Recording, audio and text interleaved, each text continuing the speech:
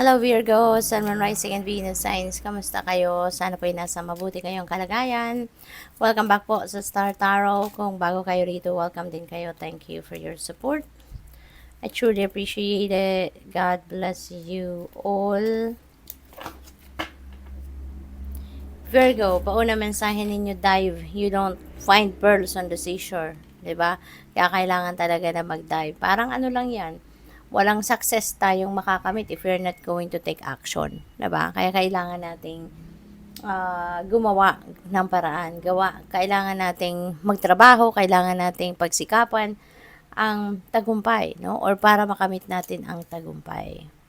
We have perseverance, stay the course, no? Kahit anuman ang hirap, kahit anumang klaseng difficulty ang maaring pagdaanan ninyo, Virgo, just stay the course. Okay? Huwag kayong susuko. Kung kunyari, napapagod na kayo, no? Magpahinga lang, ba? Pwede naman kayong mag-step back ng saglit lang, magpahinga hanggang sa makapag-replenish kayo, makabalik kayo sa vision ninyo, kumbaga, and stay the course, no? Hindi ibig sabihin na napapagod na, susuko na, 'di ba? Just continue to persevere. Voyage and set sail on a new course. Ayan. So, baka, unang-una, baka may travel, no? Ang iba sa inyo dito. Baka kayo'y magbabiyahe. Pwedeng over water yan. Pwede rin naman na may new beginning. 'Di ba? Baka mayroong bagong opportunity nakakatok sa buhay ninyo at this time. At baka mayroong kayong panibagong yugto sa buhay ninyo na kailangan ninyong simulan or kailangan ninyong i-embrace at this time, no? So, good luck sa'yo. Tignan natin kung ano pa mga message for you. Virgo, what else? We have gift. Ayan. So, may regalong matatanggap kahit hindi pa ninyo birthday, di ba? Meron na kayong makakamit na regalo, and this could be a gift from the divine, di ba? This is a blessing from the universe. Maaaring tangible ito, material na bagay, pera, di ba? Something na mahalaga, no? This is a precious gift na napipick up ko rito kasi napakakinang, no? So, talagang parang precious ito. At maaring big amount of money, 'di ba? Or maaring merong mataas na value, no? Yung regalong matatanggap ninyo.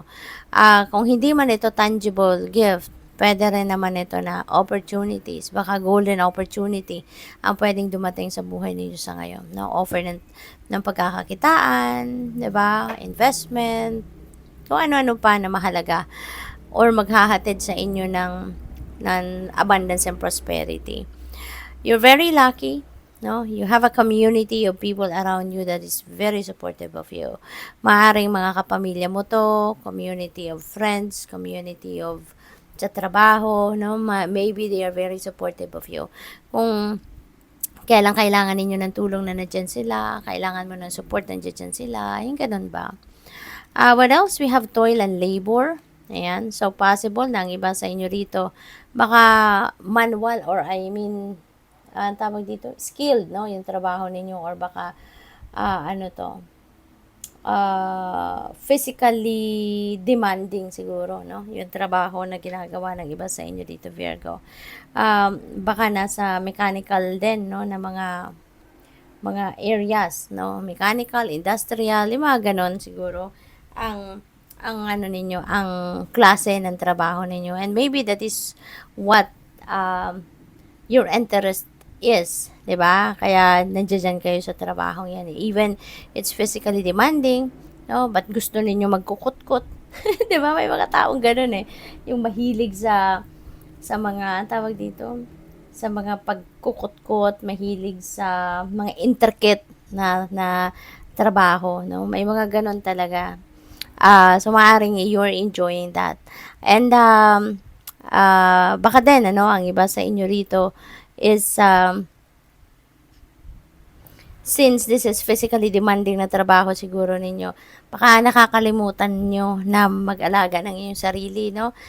Even though you are enjoying what you are doing, but still, no? Tao lang tayo, yung katawan natin napapagod, kaya kailangan na nagre-replenish kayo ng lost energy ninyo. Kailangan ninyo na once in a while, nagpapahinga, once in a while, nagbabakasyon para na makapag-recharge kayo. Okay? Lalo-lalo na kung physically demanding ang trabaho ninyo.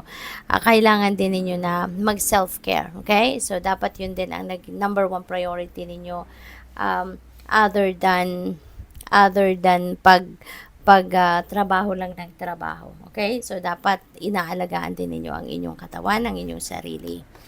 We have marriage. Ayan. So, may ikakasal. Ang iba sa inyo rito, magpapakasal na siguro.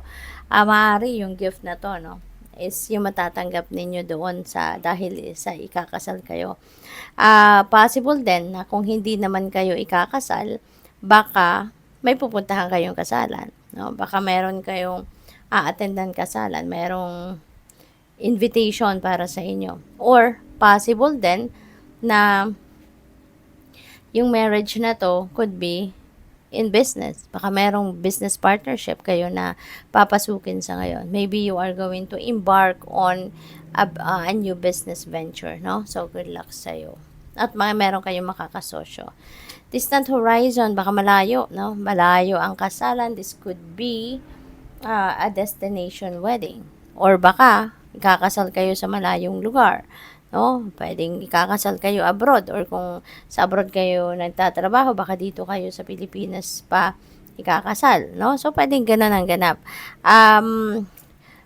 Distant horizon, feeling ko dito magta-travel din ang iba. You know, meron tayong voyage. So, pwedeng magta-travel ang iba sa inyo rito. Baka ang iba sa inyo, naku, lakas naman nun. Pasensya na kung narinig ninyo yun. Napakasakit sa tenga ng motorsiklo. So, yun. Baka ang iba sa inyo is definitely going to travel over water. Kasi meron din tayong anchor dito. So, possible din. Pwede rin by air. Meron tayong ibon. Meron tayong parang lumilipad na barko, no? So, pwedeng by air or over water yung travel. Kaya maaari talaga na long distance, no, yung travel na ito. So, pwedeng abroad, no? Pwedeng international travel ang ganap dito for some of you. For whatever reasons. Pwedeng may trabaho, pwedeng magmamigrate na, di ba? Pwedeng destination wedding ang pupuntahan ninyo, yung ganon. So, good luck. Thank you for watching Love and Light. Namaste.